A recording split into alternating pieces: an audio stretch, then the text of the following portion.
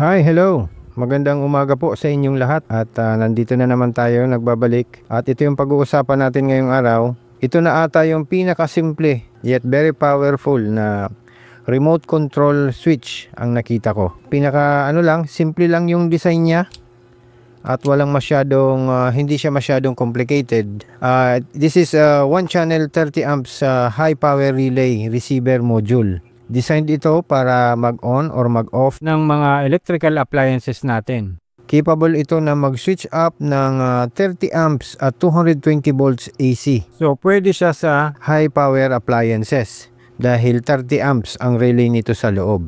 Mamaya titingnan natin, bubuksan natin to kung 30 amps nga talaga yung relay niya sa loob. So meron siyang remote control, yan, on, off, at simple lang ang pag-wiring nito. Dito meron tayong live sa left side at meron tayong neutral. Ito yung input niya, itong dalawa na to. And dito naman sa right side meron tayong live at meron tayong neutral. So dito sa right side, ito naman yung output niya. So ito, maging maingat kayo dahil 220 volts ito. So ito yung input dyan at ito yung output. So buksan muna natin para makita natin yung loob bago natin siya i-wiring.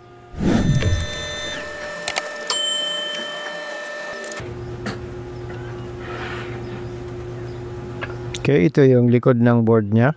At dito, yan. Kikita natin yung relay. So, napakalaki ng relay niya.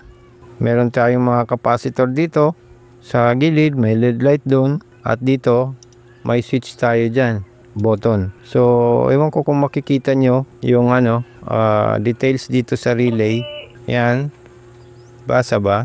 So, dyan. Yung coil niya is 12 volts DC at 30 amps yung relay, 240 volts AC to 28 volts DC, 248 volts DC.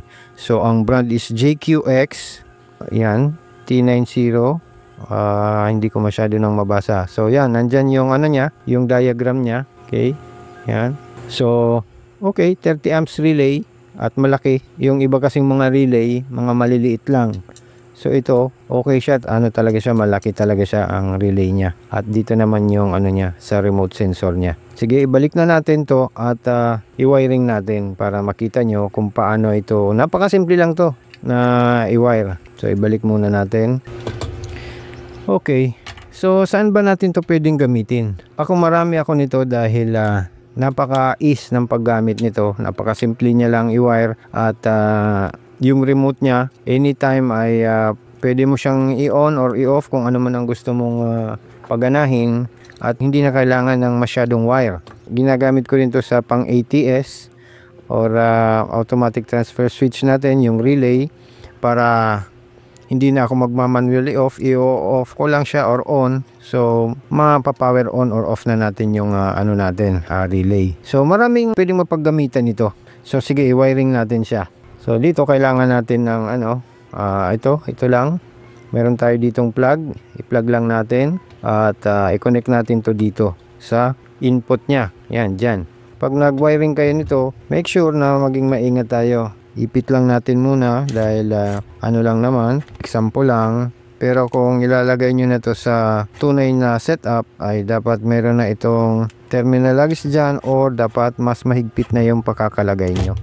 Importante po na pag mga 220 volts ang ginagawa natin, dapat ay mahigpit yung mga pagka-connect natin para hindi magkaroon ng aberya. So meron na tayo ditong input, yan. At maglalagay din na tayo ng output niya. So ito lang muna. Meron ako ditong ilaw para hindi kayo masyadong masilaw. So ilagay na natin to dito sa output niya. So yan, ipit lang natin.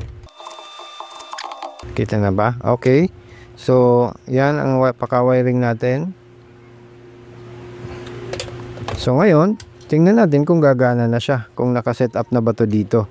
Dahil, sabi ko nga, marami tayo nito. Hindi ko alam kung nakaset up na yan. So, yan. Marami tayong mga extra. Dahil, kapag kailangan natin, ay anytime, meron tayong magagamit. So, okay. Back to this topic. So, i-on muna natin at pa-plug natin to sa kuryente. Okay, so i-plug natin to dito. I-on natin siya. Check natin kung gumana. On. Yun. Then off. So naka-program na pala to. Ano ba yung ano nito? Consumption. Meron ba siyang consumption sa kuryente kapag naka-off? Tingnan natin dito. So pag naka-off siya, 0 siya. Wala siyang consumption. Pero duda ako, meron tong consumption kahit point something. Baka hindi lang kayang basahin itong ano natin, 16-1 ammeter natin dahil masyado nang mababa. So anyway, napakababa ng consumption. Palagi nang meron yan dahil kahit papano ay gumagamit siya ng kuryenteng napakaliit lang. So anyway, pag ino natin, yan, dito magre-register, meron tayong consumption na 8.1 watts. So itong 8.1 watts na yan, ito yan, ilaw natin. So 8 watts pala to, 8.1 or 8.2. So yan, off, on. Ngayon, paano ba to sineset up yung parameters niya? Kasi pag binili mo to, minsan nakaset na yung ano, remote. Minsan naman hindi pa. So marami itong ano, style ng pag on ito, pag off. At kung paano to i-pair dito, ay ituturo ko din sa inyo. Okay? Okay, by the way, ang module na to ay nag-ooperate sa frequency na 433 MHz and commonly used for controlling devices like power pumps, motors, and also, of course, syempre, yung LED lights. So, ginagamit ko to sa mga pag-on-off ng mga ilaw natin dito sa toolshed, sa bahay, at kung ano pang mga appliances ang gusto nating paganahin. Okay, now i-reset na muna natin yung module natin. Kung paano to nire-reset ay ilolong press lang natin yung button dito sa baba at makikita natin yung LED light niya ay mag-activate yan. So mga 1 to 3 seconds lang.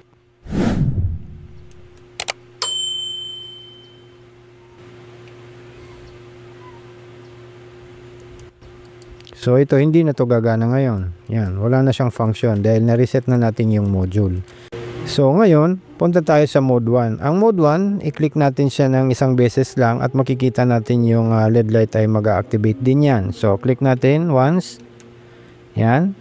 So dito sa ating remote, pwede na nating i-set. So on natin tong nasa taas, yung on. So ito yung momentary. Pag in-on natin yan, mag-iilaw yung LED natin at pag binitawan natin yung remote, mag-off siya. So that is the momentary switch.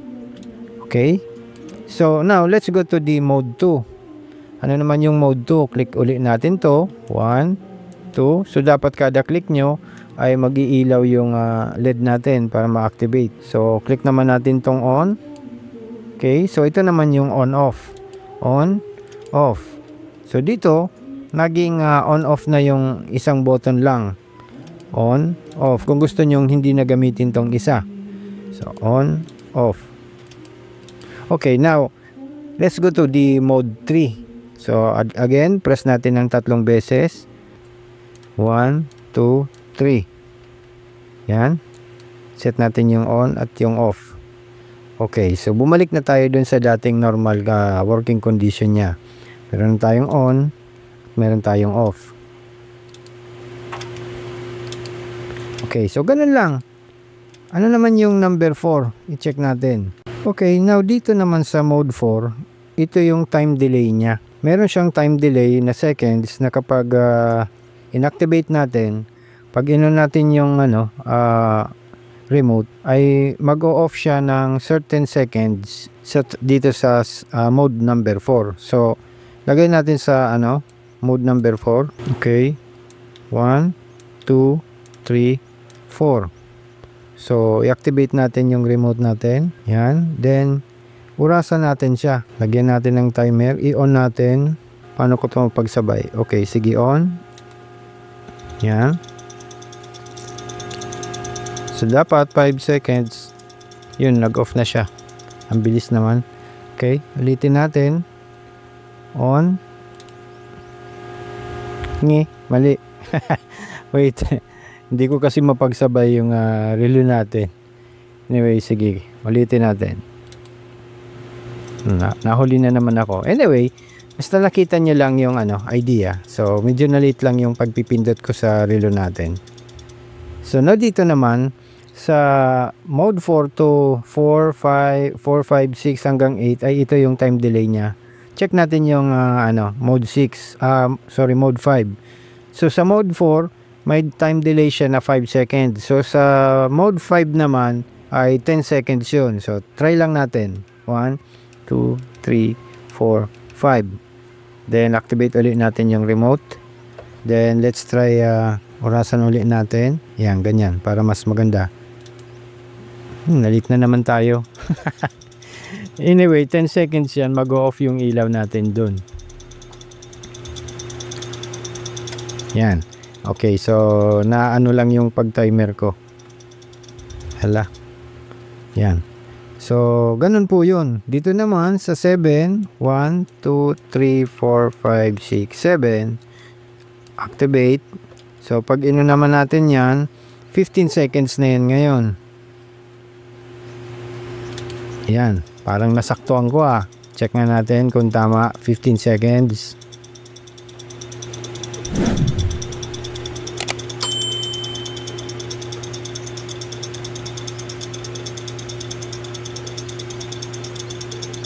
Lumampas na.